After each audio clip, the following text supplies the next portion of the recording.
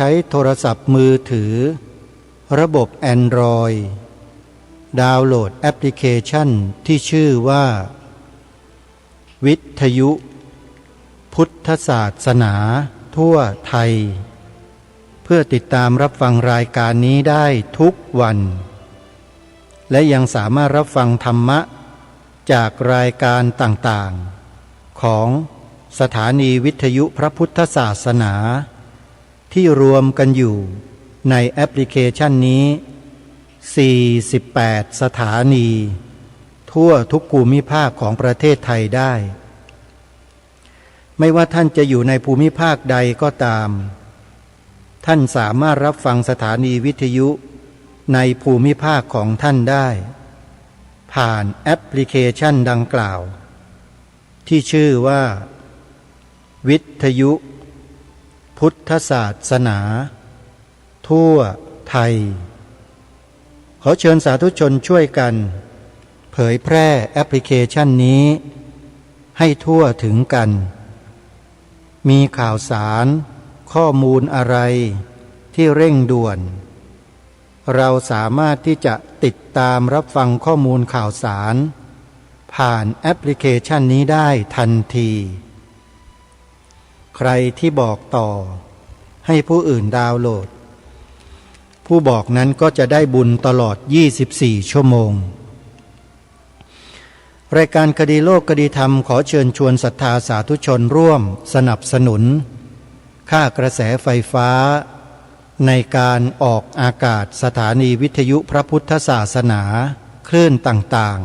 ๆด้วยการบริจาคปัจจัยตามกำลังศรัทธาเป็นรายเดือนละเท่าไรตามความสะดวกเพื่อส่งเสริมงานการเผยแผ่พระพุทธศาสนาร่วมกันเราไม่ต้องไปออกแรงเราไม่ต้องไปดำเนินการแต่มีครูบาอาจารย์เรามีนักจัดรายการวิทยุมีครูบาอาจารย์ที่ท่านช่วยทำงานกันอยู่ที่สถานีวิทยุเราก็เป็นเสบียงหนุนเข้าไปเพื่อให้กำลังเหล่านั้นได้ขับเคลื่อนธรรมะของพระสัมมาสัมพุทธเจ้าออกสู่สาธารณชนอย่างต่อเนื่องร่วมกันท่านใดจะร่วมบุญกับสถานีวิทยุต่างๆสามารถจดหมายเลขโทรศัพท์สอบถามรายละเอียดไปตามสถานีวิทยุที่จะแจ้งประกาศแก่สาธุชนณบัดนี้สถานีวิทยุพระพุทธศาสนาแห่งชาติประจำจังหวัดเลยวัดป่าจริยธรรมอำเภอนาด้วงจังหวัดเลย FM 96.50 เมกะเฮิรตซ์หมายเลขโทรศัพท์0833275700สถานีวิทยุพระพุทธศาสนาแห่งชาติประจำจังหวัดเชียงใหม่วัดฝายหินอำเภอเมืองจังหวัดเชียงใหม่หมายเลขโทรศัพท์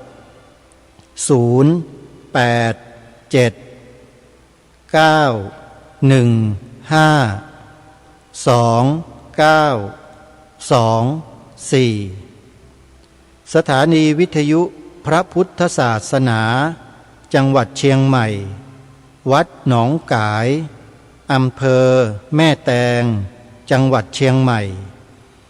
FM 99.75 เมกะเฮิรตซ์หมายเลขโทรศัพท์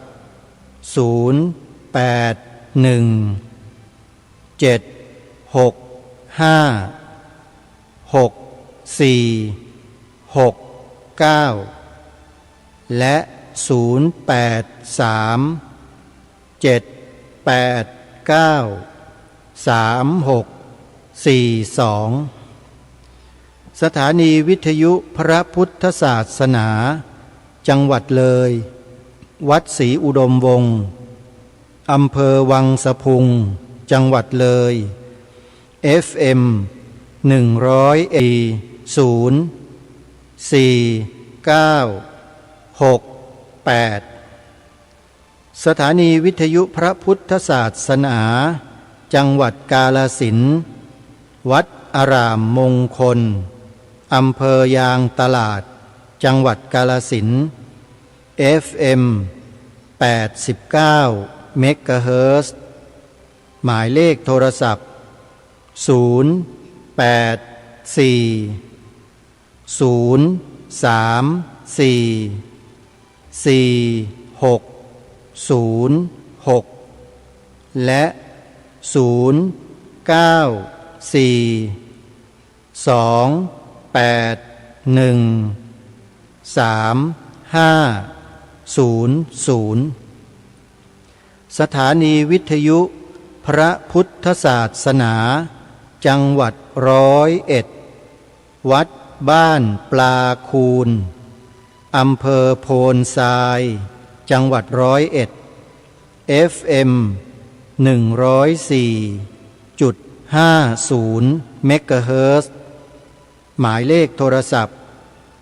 081-183-9690สถานีวิทยุพระพุทธศาสนาจังหวัดสุพรรณบุรีวัดสามชุกอำเภอสามชุกจังหวัดสุพรรณบุรี FM 100.25 เมกะเฮิรตซ์หมายเลขโทรศัพท์089-000-8462และนี่ก็เป็นสถานีวิทยุในเครือข่ายที่ทำรายการดีๆให้พวกเราได้สดับรับฟังกันตลอด24ชั่วโมงสาธุชนสะดวกที่จะร่วมสนับสนุนทำบุญค่ากระแสไฟฟ้าเผยแผ่ธรรมะสถานีใดก็โทรศัพท์เข้าไปที่สถานีนั้นได้เลยนะโยมนะถ้าทำได้ทุกสถานีที่เอ่ยมาที่กล่าวมาก็จะเป็นการดีอย่างยิ่งทำเป็นรายเดือนทุกเดือนเดือนละเท่าไหร่ก็ได้โยมตามกำลังของเราที่เราไม่เดือดร้อนนะขออนุโมทนาสาธุสาธุสาธุสำหรับท่านใดที่จะสนับสนุนรายการคดีโลกคดีธรรมที่ออกอากาศเป็นประจำทุกวันก็สามารถร่วมสนับสนุนได้เช่นกันโดยการโอนปัจจัยผ่านบัญชีธนาคารดังนี้ธนาคารไทยพาณิชย์สาขาบางลำพูเลขบัญชี114-214-9897หมายเลขโทรศัพท์เป็นเบอร์พร้อมเพย์เหมือนกันหมายเลข094-662-6935อนุโมทนาบุญทุกท่านขออนุโมทนาบุญกับญาติโยมทุกท่านที่ร่วมสนับสนุนรายการคดีโลกคดีธรรมมาด้วยดีโดยตลอดไม่ว่าจะเป็นญาติโยมทางภาคเหนือซึ่งเป็นส่วนมากที่สนับสนุนรายการไม่ว่าจะอยู่ในอำเภอเมืองอำเภอสารพีอำเภอดอยหล่ออำเภอดอยสะเก็ดและอำเภออื่นๆของจังหวัดเชียงใหม่ทางรายการขออนุโมทนาบุญเป็นอย่างยิ่งและญาติโยมที่อยู่ในส่วนอื่นๆไม่ว่าจะเป็นโยมเหมยจุมอ่อนคุณโยมแม่คนึงนิดกาญจนวิสิทธิ์คุณโยมแม่บุญยังสิบตะ แล้วก็ญาติโยมอีกบางท่านนะโยมนะที่สนับสนุนกันเข้ามาก็ทำให้รายการคดีโลกคดีธรรมยังคงทำหน้าที่ได้ต่อไปแต่ก็อย่างที่บอกกับญาติโยมแล้วว่าภาระที่ต้องรับผิดชอบที่อาตมาภาพต้องดูแลโยมมารดาต้องดูแลสวนป่าสามัคคีธรรมต้องไปพัฒนาที่นั่นอีกเยอะเลยโยมศาลาก็ยังไม่ได้สร้างรอจังหวะเวลาและโอกาสที่เหมาะก็จะได้แจ้งประกาศให้ทราบในโอกาสต่อไปทีนี้วันนี้ทางรายการก็ยังคงนำเนื้อหาสาระที่เกี่ยวกับอัตชีวประวัติผลงานของพระเดชพระคุณท่านเจ้าคุณพระพิมลธรรมชอบอนุจารีมหาเถระราชบัณฑิตมานำเสนอต่อท่านผู้ฟังอย่างต่อเนื่องต่อไปโดยเฉพาะในวันนี้จะนำเสนอในส่วนของผลงานวรรณกรรมที่ท่านได้ทำการเรียบเรียงรวบรวมเป็นเรื่องราวมานำเสนอต่อพวกเราซึ่งมีอยู่หลายอรรถรสของเนื้อหาสาระที่พระเดชพระคุณท่านได้จัดได้ทำขึ้นมาเพื่อให้พวกเราท่านทั้งหลายได้สัมผัสตัวหนังสืออักษรผ่านเข้าไปสู่หลักธรรมคำสอนของพระสัมมาสัมพุทธเจ้าในรูปแบบของวรรณกรรมต่างๆไม่ว่าจะเป็นร้อยแก้วหรือร้อยกรองพระเดชพระคุณท่านนั้นจะมีความเชี่ยวชาญและมีความถนัดในการนิพนธ์เรื่องราวเหล่านี้มากและหนังสือนิพนธ์ที่ท่านได้จัดทำไว้ทั้งหมดมีอยู่ทั้งสิ้น109 เรื่องตลอดชีวิตของท่านได้ทำหนังสือแบบเรียนวิชาพระพุทธศาสนาสำหรับสอนเด็กเนี่ยหลายเรื่องเลยโยมและผู้หลักผู้ใหญ่อย่างพวกเราก็อ่านแล้วก็เกิดความรู้ความเข้าใจไม่น้อยเลยใน109 เรื่องมีเรื่องอะไรบ้างจะขอนำแต่ละเรื่องมาอ่านให้สาธุชนได้รับทราบกันว่าเรื่องที่หนึ่งท่านได้นิพนธ์และเขียนขึ้นมาเนี่ยในปีพ.ศ.ไหนแต่ละเรื่องจะมีบอกพ.ศ.ไว้หมดเลยลองมาดูกันนะโยมนะว่าแต่ละปีพ.ศ.นั้นพระเดชพระคุณท่านเขียนเรื่องอะไรไว้บ้างเริ่มตั้งแต่เรื่องที่หนึ่งถึงเรื่องที่109เลยแล้วกันนะโยมนะถือว่าวันนี้เนี่ยอาตมาภาพในฐานะที่เป็นลูกศิษย์ของท่านอีกคนหนึ่งก็จะขอทำหน้าที่ต่างตอบแทนครูบาอาจารย์ของอาตมาภาพที่อาตมาภาพได้รับสิ่งที่ดีจากท่านตั้งแต่สมัยเป็นเด็กวัดท่านเปิดโอกาสให้ดูแลอุปัฏฐวัฏฐากท่านให้เดินตามท่านไปในกิจต่างๆที่ท่านไปอาตมาภาพถือว่าเป็นบุญคุณแก่อาตมาภาพอย่างใหญ่หลวงเลยทีเดียวเพราะพระเดชพระคุณท่านไม่ใช่พระธรรมดาทั่วไปแต่เป็นถึงพระเถระผู้ใหญ่ชั้นระดับผู้ปกครองสงฆ์โยมในอดีตนะฮะแล้วก็เป็นผู้ที่เชี่ยวชาญชำนาญในด้านอักษรภาษาจนได้รับพระราชทานแต่งตั้งเป็นราชบัณฑิตในฝ่ายของวรรณกรรมถือว่ามีความเชี่ยวชาญมากมาดูหนังสือที่หลวงพ่อท่านได้นิพนธ์ขึ้นว่ามีอะไรบ้างนะฮะเรื่องที่หนึ่งเทวาสุรสงครามพิมพ์ในปีพระพุทธศักราช2472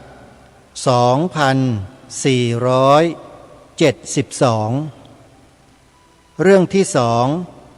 ยายหลานพิมพ์ในปีพระพุทธศักราช2479เรื่องที่สามแม่ของลูกคือมารดาของโลกพิมพ์เมื่อปีพระพุทธศักราช2485เรื่องที่สี่สาระมหาชาติ พิมพ์เมื่อปีพระพุทธศักราช 2486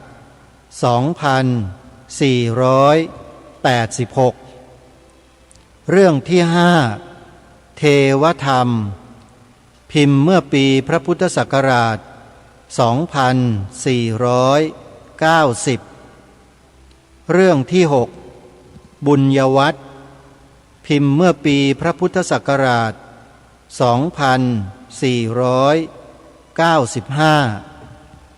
เรื่องที่ 7 อย่าเห็นสั้นดีกว่ายาว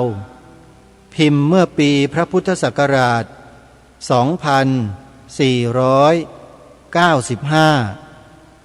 เรื่องที่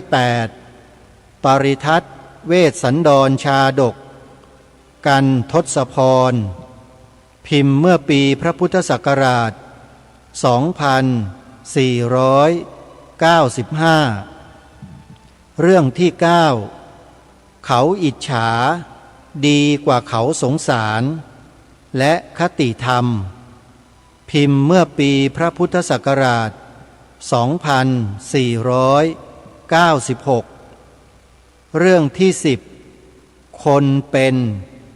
พิมพ์เมื่อปีพระพุทธศักราช 2496 เรื่องที่ 11 โอวาทสมเด็จพิมพ์เมื่อปีพระพุทธศักราช 2497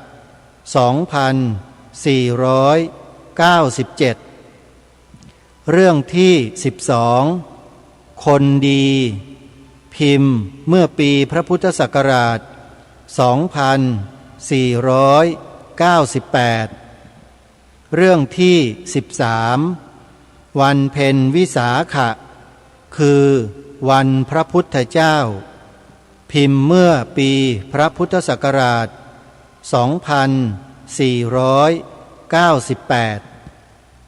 เรื่องที่ 14 การบูชาพิมพ์เมื่อปีพระพุทธศักราช 2498 ในปีนี้หลวงพ่อพิมพ์ถึง3เรื่องนะโยมนะเรื่องที่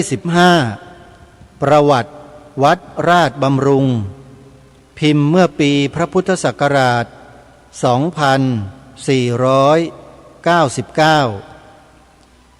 เรื่องที่ 16 ชัยมงคลพิมพ์เมื่อปีพระพุทธศักราช 2499 เรื่องที่ 17 สิงคาโลวาทคำกลอนพิมพ์เมื่อปีพระพุทธศักราช 2499 ปีนี้ก็พิมพ์3เรื่องเช่นกันเรื่องที่ 18 ปริทัศน์เวสสันดรชาดกกันหิมพานต์ทานกันพิมพ์เมื่อปีพระพุทธศักราช 2500 เรื่องที่ 19 อักคัปปสาทสูตรและติโรกุตดสูตรพิมพ์เมื่อปีพระพุทธศักราช 2500 เรื่องที่ 20 ตำนานพระพุทธรูปปางต่างๆพิมพ์เมื่อปีพระพุทธศักราช 2500 ในปี 2500 ก็พิมพ์ทั้งหมด3 เล่มเช่นเดียวกันเรื่องที่ 21 ตำนานพระสูตรพิมพ์เมื่อปีพระพุทธศักราช 2501 เรื่องที่ 22 ตำนานสวดมนต์พิมพ์เมื่อปีพระพุทธศักราช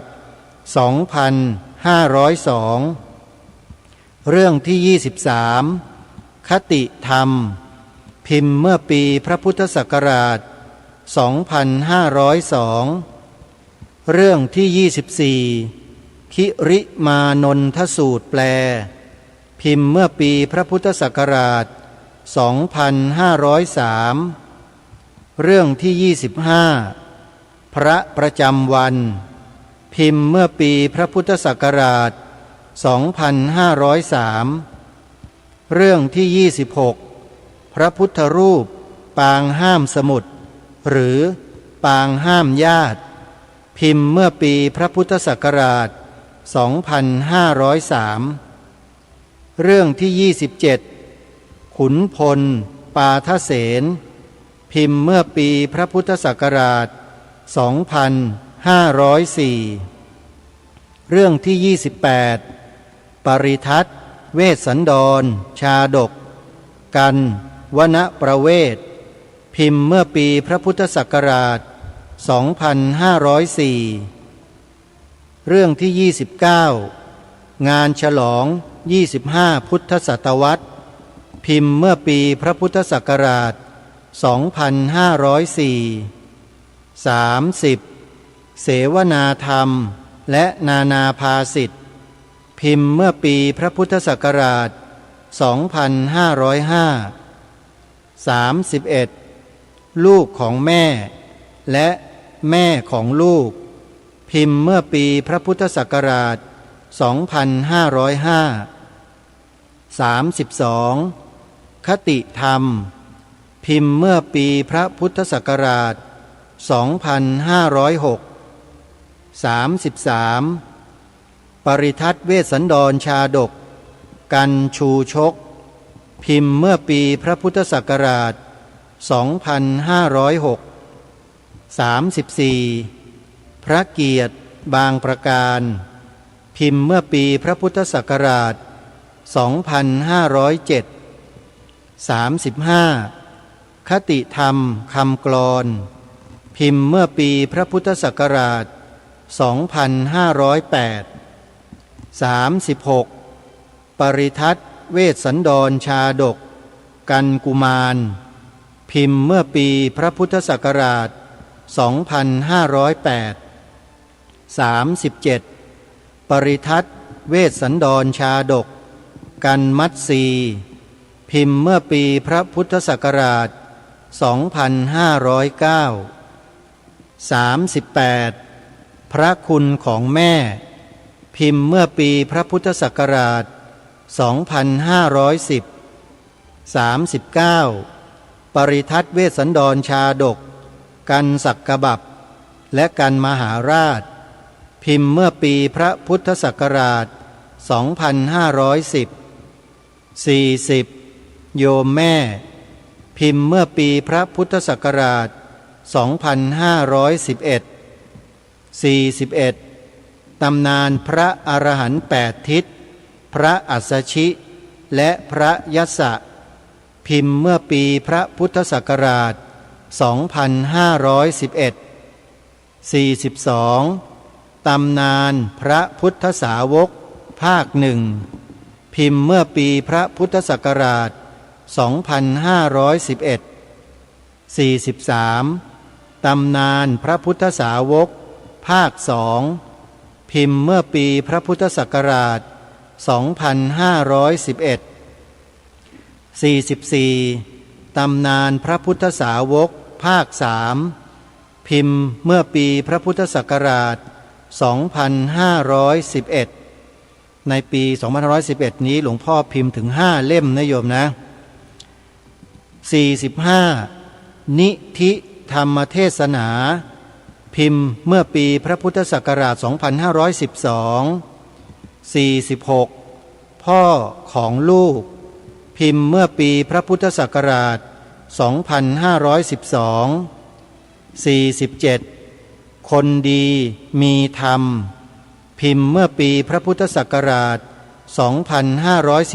2512 48. โสถิธรรมกถาพิมพ์เมื่อปีพระพุทธศักราช 2512 49. ตำนานหลวงพ่อแก้วชุดไตรแก้วรุ่นหนึ่งพิมพ์เมื่อปีพระพุทธศักราช 2512 50. ตำนานหลวงพ่อแก้วชุดไตรแก้วน้อยพิมพ์เมื่อปีพระพุทธศักราช 2512 51. บุญกฐินพิมพ์เมื่อปีพระพุทธศักราช 2513 52. วันศาสนาพิมพ์เมื่อปีพระพุทธศักราช 53 โสรสปัญหาพิมพ์เมื่อปีพระพุทธศักราช 2513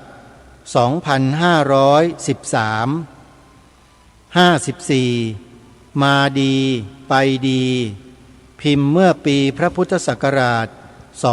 2514 55 ตำนานพระแก้วชัยวัดดีบุกและพระแก้วชัยวัดผงพิมพ์เมื่อปีพระพุทธศักราช 2514 56 ตำนานอนาถบิณฑิกะเศรษฐีมหาอุบาสกพิมพ์เมื่อปีพระพุทธศักราช 2514 57 หล่อพระไปยุโรปพิมพ์เมื่อปีพระพุทธศักราช 2514 58 หล่อพระทำไมอีกพิมพ์เมื่อปีพระพุทธศักราช 2514 59 เข้าเฝ้าพระสันตะปาปาพิมพ์เมื่อปีพระพุทธศักราช 2514 60 รัตนาพรและแก้จนพิมพ์เมื่อปีพระพุทธศักราช 2514 61 รอบโลกครั้งที่หนึ่งพิมพ์เมื่อปีพระพุทธศักราช 2515 62 สัญญลักษณ์คนไทยพิมพ์เมื่อปีพระพุทธศักราช 2515 63 รอบโลกครั้งที่สองพิมพ์เมื่อปีพระพุทธศักราช 2515 64 รวมนิพนธ์6 เรื่องพิมพ์เมื่อปีพระพุทธศักราช 2516 65 สุญญตาธรรมีกถา100 กรองพิมพ์เมื่อปีพระพุทธศักราช 2517 66 ตำนานพระบัวเข็มพิมพ์เมื่อปีพระพุทธศักราช 2517 67 ยานีพิมพ์เมื่อปีพระพุทธศักราช 2517 68 เรื่องสร้างวัดในเนเธอร์แลนด์และวอชิงตันดีซีพิมพ์เมื่อปีพระพุทธศักราช 2517 69 เมื่อสร้างวัดในอเมริกาพิมพ์เมื่อปีพระพุทธศักราช 2517 70 วิสาขามหาอุบาสิกาพิมพ์เมื่อปีพระพุทธศักราช 2518 71 ตำนานพระโสนกุติกันนะเถระพิมพ์เมื่อปีพระพุทธศักราช 2518 72 รอบโลกครั้งที่สามพิมพ์เมื่อปีพระพุทธศักราช 2518 73 มหาสาวกพระขวัมปติเถระพิมพ์เมื่อปีพระพุทธศักราช 2519 74 นิราชอินเดียพิมพ์เมื่อปีพระพุทธศักราช 2519 75 รอบโลกครั้งที่สี่พิมพ์เมื่อปีพระพุทธศักราช 2520 76 โอวาทพระบวชใหม่พิมพ์เมื่อปีพระพุทธศักราช 2520 77 แก้จนคำกลอนพิมพ์เมื่อปีพระพุทธศักราช 2520 78 สวัสดีพิมพ์เมื่อปีพระพุทธศักราช 2520 79 ตำนานพระพุทธรูปปางประธานพระประทีปและสักกะปัญหาพุทธพยากรณ์พิมพ์เมื่อปีพระพุทธศักราช 2520 80 แม่พระสามเมือง พิมพ์เมื่อปีพระพุทธศักราช 2521 81 คำนมัสการพระพุทธบาทพิมพ์เมื่อปีพระพุทธศักราช 2521 82 อนุสรณ์ในงานบำเพ็ญกุศลน้อมถวายสมเด็จพระสันตะปาปาจอพอที่ 6 พิมพ์เมื่อปีพระพุทธศักราช 2521 83 รอบโลกครั้งที่ 5 พิมพ์เมื่อปีพระพุทธศักราช 2521 84 เมื่อธงชาติไทยขึ้นสู่ยอดเสาในนครเดนเวอร์สหรัฐอเมริกาพิมพ์เมื่อปีพระพุทธศักราช 2522 85 ลูกชายผู้รู้ใจแม่พิมพ์เมื่อปีพระพุทธศักราช 2522 86 มหาสาวกจริยาพระทัพพะมลบุตรพระสัมภูตะเถระพิมพ์เมื่อปีพระพุทธศักราช 2522 87 มหาสาวกจริยาพระราธะเถระพิมพ์เมื่อปีพระพุทธศักราช 2522 88 มหาสาวกจริยาพระปิณโดละภารทวาชะเถระพระมหากัปปินะเถระพิมพ์เมื่อปีพระพุทธศักราช 2522 89 มหาสาวกจริยาพระคิริมานันทะเถระพระอุปเสนวังคันตบุตรเถระพิมพ์เมื่อปีพระพุทธศักราช 2522 90 มหาสาวกจริยาพระโสปากะเถระพระกาลุทายีเถระพิมพ์เมื่อปีพระพุทธศักราช 2522 91 ยอดกตัญญูพิมพ์เมื่อปีพระพุทธศักราช 2523 92 พระศรีวิสุทธิวงศ์ปลงอาบัติพิมพ์เมื่อปีพระพุทธศักราช 2523 93 พระอานนท์เถระพิมพ์เมื่อปีพระพุทธศักราช 2524 94 นิราชชิคาโก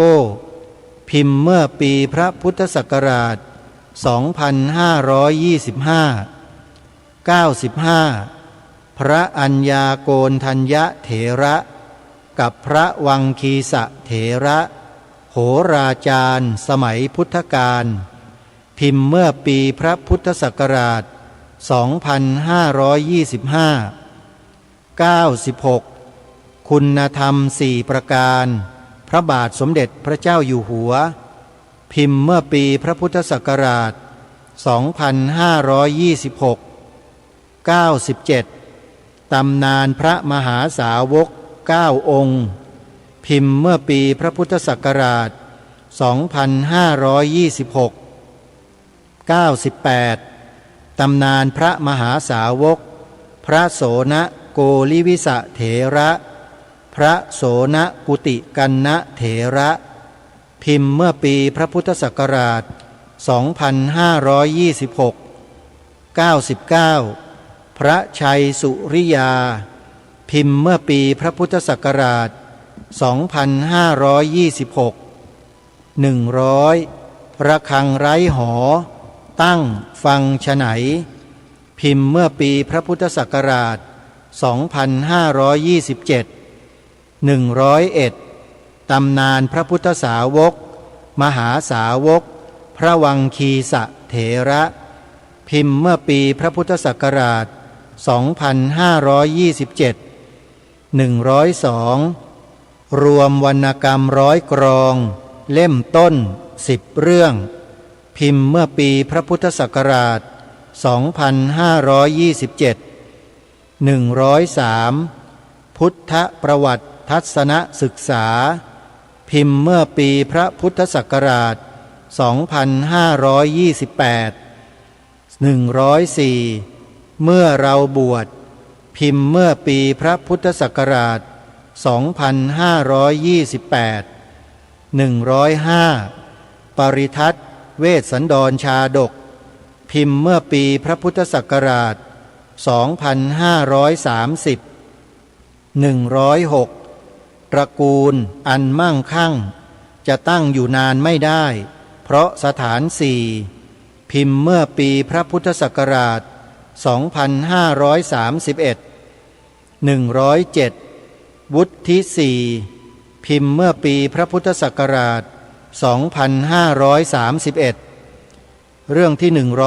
108จักสี่พิมพ์เมื่อปีพระพุทธศักราช2531และ109ยอดธรรมพิมพ์เมื่อปีพระพุทธศักราช2532ซึ่งเป็นปีสุดท้ายที่พระเดชพระคุณท่านได้มรณภาพลงปีนั้นญาติโยมแล้วนี่ก็เป็นรายชื่อหนังสือที่พระเดชพระคุณหลวงพ่อเจ้าคุณพระพิมลธรรมชอบอนุจารีมหาเถระราชบัณฑิตได้ประพันธ์ไว้ทางหอสมุดหอธรรมราชบัณฑิตได้รวบรวมไว้เท่าที่หาได้ดังมีรายชื่อดังกล่าวมานี้แต่ความจริงแล้วยังมีอีกมากฉะนั้นถ้าท่านผู้อ่านพบหนังสือที่ท่านเจ้าคุณพระพิมลธรรมชอบอนุจารีมหาเถระราชบัณฑิต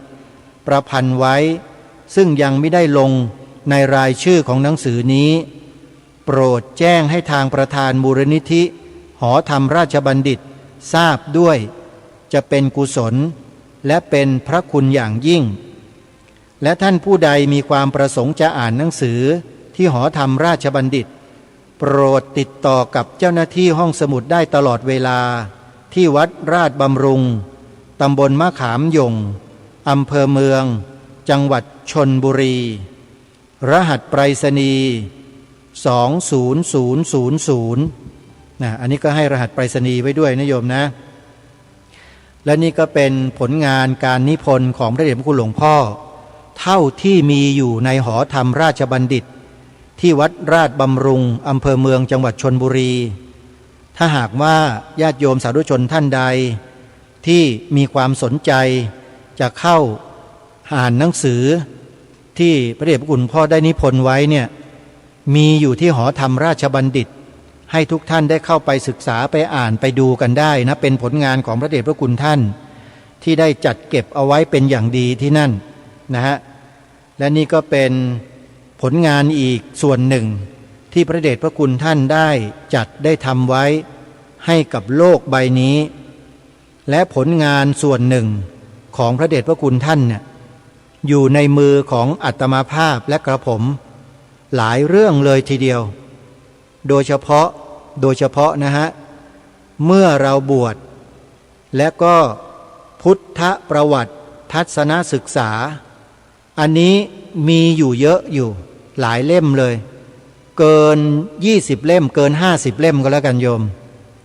มีอยู่ทีนี้ที่มีอยู่นี้อาตมาภาพเดี๋ยวจะค่อยคิดว่าจะมอบให้กับญาติโยมด้วยวิธีการแบบไหนอย่างไรดีแล้วค่อยมาแจ้งมาบอกให้กับญาติโยมได้ทราบแล้วกันนะโยมนะโดยเฉพาะนิพนธ์ของหลวงพ่อเรื่องพุทธประวัติทัศนศึกษาเนี่ยหลวงพ่อมีภาพประกอบในหนังสือนี้ด้วยโยมซึ่งถือว่าเป็นความทันสมัยในยุคนั้นมากเลยที่พระเดชพระคุณหลวงพ่อได้จัดทำหนังสือเหล่านี้ขึ้นมาอ่านไปแล้วก็มองเห็นภาพพุทธประวัติที่พระเดชพระคุณหลวงพ่อได้ขออนุญาตนะจากภาพจากในวังเลยนะโยมภาพจากในวังเลยถ่ายเสร็จแล้วก็มาพิมพ์เป็นหนังสือให้เป็นรูปภาพที่เรียกว่าอธิบายนะตัวหนังสือที่หลวงพ่อได้เขียนขึ้นในแต่ละเรื่องพูดถึงเรื่องอะไรภาพนั้นก็มาปรากฏอยู่ในหน้าหนังสือนั้นด้วยนะนี่คือผลงานของพระเดชพระคุณท่านที่มีอยู่ในมือของอาตมาภาพแล้วก็ยังไม่ได้ดูอย่างละเอียดนะ ว่ามีเรื่องอะไรบ้างแล้วเดี๋ยวจะนำมาทยอยอ่านออกอากาศให้สาธุชนญาติโยมได้ติดตามรับฟังกันทีนี้จะมีผลงานด้านร้อยแก้วของหลวงพ่อที่หลวงพ่อได้ทำประพันธ์เอาไว้รวบรวมเรียบเรียงเอาไว้ถึงเรื่องราวต่างๆโดยเฉพาะในหนังสือเล่มนี้หนังสือ100 ปีชาตการของพระเดชพระคุณท่านเนี่ยคณะลูกศิษย์ลูกหาก็ได้รวบรวมเรื่องราวที่เกี่ยวกับการสร้างวัดในอเมริกาในยุคแรกเริ่มของประเทศไทยก็ว่าได้โยมพระเดชพระคุณหลวงพ่อเนี่ยถือว่าเป็นพระสงฆ์ไทยรูปแรกของเมืองไทยนะที่ไปสร้างวัดไทยในอเมริกาเรื่องนี้จะมีความเป็นมาเป็นไปอย่างไรเมื่อไหร่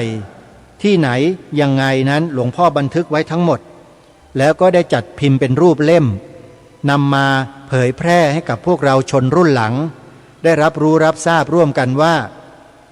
พระเดชพระคุณท่านนั้นได้นำพระสงฆ์คณะญาติโยมพุทธบริษัทพี่น้องคนไทยเราร่วมกันไปสร้างวัดอยู่ในอเมริกาตั้งนานมาแล้วโยมแต่พวกเราแม้แต่พระภิกษุสงฆ์ที่เป็นพระธรรมทูตอยู่ในปัจจุบันนี้นะครับก็ยังไม่เคยทราบแล้วที่เด็ดกว่านั้นก็คือพระเดชพระคุณท่านเนี่ยได้ทำการบันทึกภาพยนตร์16 มม.เอาไว้ด้วยอยู่ในรูปของฟิล์มภาพยนตร์อาตมาภาพเก็บไว้ทั้งม้วนฟิล์มแล้วก็เครื่องฉายที่ยังใช้งานได้อยู่ด้วยเป็นเครื่องฉายภาพยนตร์16 มม.รุ่นเก่าในสมัยนี้เขาเรียกว่ารุ่นเก่าแต่ในยุคนั้นถือว่าเป็นของใหม่เอี่ยมเลยอาตมาภาพก็ได้เก็บรักษาเอาไว้เป็นสมบัติส่วนตัวทุกวันนี้ถ้าใครต้องการจะเห็นภาพงานผูกพัทธสีมาปิดทองฝังลูกนิมิตวัดพุทธวรารามเดนเวอร์รัฐโคโลราโดอเมริกาในยุคเริ่มต้นแรกเลยมีภาพยนตร์ชัดเจนเลยโยมแต่เสียงมันไม่มีเท่านั้นเองนะอาตมาภาพก็ได้เก็บไว้แล้วก็ลองใช้เครื่องฉายภาพยนตร์เนี่ยเล่นฟิล์มม้วนนี้ดูปรากฏว่าเห็นภาพยนตร์ชัดเจนเลยว่านะมีกิจกรรมทำอะไรอย่างไรนะมีใครมาเห็นหน้าพระสงฆ์ครูบาอาจารย์รูปไหนอย่างไรนี่เห็นหมดเลยโยมนี่ถือว่าเป็นภาพยนตร์ที่เก่าพอสมควรทีเดียว16 มม.นะฮะและที่เด็ดไปกว่านั้นคืออะไรรู้ไหมโยมอาตมาภาพมีฟิล์มภาพยนตร์งานฉลอง25 พุทธศตวรรษที่มณฑลท้องสนามหลวงเป็นฟิล์มม้วนใหญ่เลยที่พระเดชพระคุณหลวงพ่อนั้นได้จัดเก็บเอาไว้และอาตมาภาพดูแลเอาไว้จนถึงวันนี้และที่อัศจรรย์กว่านั้นก็คือได้ทำการถ่ายฟิล์มภาพยนตร์ม้วนนั้นออกมาเป็นไฟล์ภาพยนตร์เสร็จเรียบร้อยแล้วโดยได้รับความเอื้อเฟื้อในการดำเนินงานให้โดยไม่คิดมูลค่าของท่านเจ้าคุณวัดพระรามเก้ากัญจนาภิเษกได้นำฟิล์มม้วนภาพยนตร์ดังกล่าวนี้เนี่ยไปให้กับบริษัทกันตนาทำการเทเลซีนให้เป็นไฟล์ภาพยนตร์ออกมาจนถึงวันนี้เพราะฉะนั้นฟิล์มภาพยนตร์ก็ดีไฟล์ภาพยนตร์งานฉลอง25 พุทธศตวรรษที่มณฑลพิธีท้องสนามหลวงอยู่ที่อาตมาภาพเพียงหนึ่งเดียวเท่านั้นโยมอันนี้ขอประกาศบอกเลยนะอาตมาภาพถือว่าเป็นเจ้าของฟิล์มภาพยนตร์ม้วนนี้อยู่แล้วก็จะเก็บเอาไว้เป็นสมบัติตกทอดต่อไปซึ่งอนาคตมีแนวโน้มว่าจะนำไปมอบให้กับหอภาพยนตร์แห่งชาติให้เป็นสมบัติของแผ่นดินในโอกาสต่อไปด้วยญาติโยมส่วนไฟล์ภาพยนตร์นั้นอาตมาภาพจะค่อยๆทยอยตัดต่อแล้วออกคลิป YouTube บ้าง Facebook บ้าง TikTok บ้างไปโดยลำดับค่อยๆทำโยมตัดทีละตอนสัก1 นาที2 นาทีสั้น แล้วก็บรรยายลงไปให้พวกเราได้รับรู้รับทราบได้เห็นกันนะฮะจะค่อยๆทำไปเรื่อยๆนะนี่ก็เป็นสิ่งที่ตั้งใจเอาไว้ถือว่าเป็นการนำผลงานของพระเดชพระคุณหลวงพ่อเจ้าคุณพระพิมลธรรมชอบอนุจารีมหาเถระราชบัณฑิตอดีตสังฆมนตรีช่วยว่าการองค์การศึกษาอดีตแม่กองธรรมสนามหลวงอดีตผู้ตรวจการคณะสงฆ์ภาค9ภาค2อดีตเจ้าคณะจังหวัดชลบุรีนะพระเดชพระคุณท่านมีผลงานเยอะมากๆเลยนะถ้าจะประมวลมาณตรงนี้เนี่ยอาตมาภาพว่า1 วันเต็มๆเนี่ยก็อ่านไม่หมดเพราะว่าทางลูกศิษย์ลูกหาของพระเดชพระคุณท่านที่เป็นผู้หลักผู้ใหญ่ก็ได้รวบรวมอัตชีวประวัติของพระเดชพระคุณท่านไว้เป็นรูปเล่มใหญ่เลยในงานออกเมนเมื่อปีพระพุทธศักราช2532อาตมาภาพก็ได้เก็บหนังสือเล่มนี้ไว้หลายเล่มเลยโยมมีอยู่ที่อาตมาภาพนี่แหละเพราะฉะนั้นผลงานของท่านอยู่ที่อาตมานี่หลายเรื่องก็ขอแจ้งบอกกับญาติโยมแล้วก็ศิษยานุศิษย์ของพระเดชพระคุณหลวงพ่อเจ้าคุณพระพิมลธรรมชอบอนุจารีมหาเถระราชบัณฑิต